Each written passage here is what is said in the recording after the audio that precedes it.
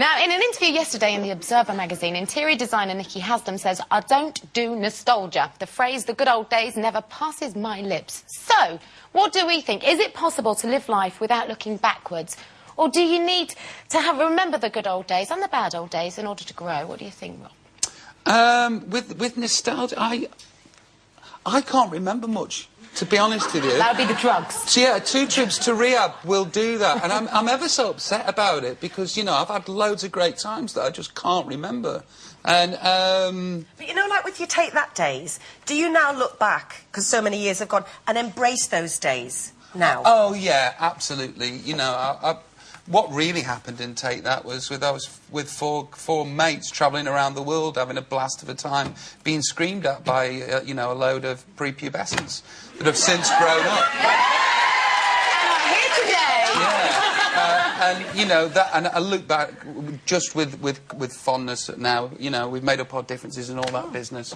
I don't know where's your nostalgia take you? Well, yeah, I'm quite nostalgic. I like looking back, and I do hanker after the good old days before health and safety rules, because there are so many things you can't do now, and you know, kids are not allowed to play, they're not allowed to climb trees, they're not allowed to play conkers, all of that stuff because of health and safety. And I do, you know, because I've been writing a book about myself recently, I have been looking back and thinking about all the things we used to do when we were kids and thinking, good God, you could never do that now. And I do think they were the good old days. Well, so I miss that. you get the feeling that no kids go out anymore. No. Well, they can't. Yeah, I It's know. not safe. And when I was a kid, which isn't that long ago, really, I was never in. No. You know, You're always out on your bike. I was always out on my bike, and it must be really sad for the kids these days. It is. Well, that's why they've all got weight problems and they're sat in front of computer We're all games. so frightened to let them out, though, aren't we? We're all terrified of I what wouldn't might let them out. happen. No, I wouldn't. No.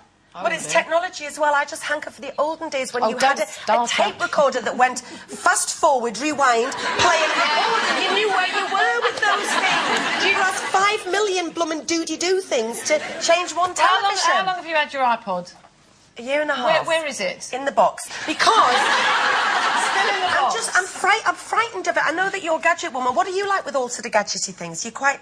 I'm absolutely useless. I normally end up getting this big system with this big sort of, you know, the panel with the touch the button here and the touch the button there, and it gets so confusing. I always end up getting one of those universal remote controls. Yeah, they're good. And What, just... the big massive ones? No, those big massive ones are so confusing. I get rid of them because they're always broke, and I get a little one that's dead easy. DVD, TV, radio, go and do that. But you're right, there is too much technology. It's the same with telephones. Do you remember? And these telephones can cook the dinner and make the bed and have sex and everything now, can't they? Just make a phone And call. yet, when they first came out, they were bricks. Yeah. And you used to go, ooh, Aerials. Do you remember they had aerials? Yeah, like up here. That's an age thing, though, isn't it? Not getting gadgets and things like that just means you're really old. No, but you're old and you get gadget. Yeah, but I'm not as old as you. So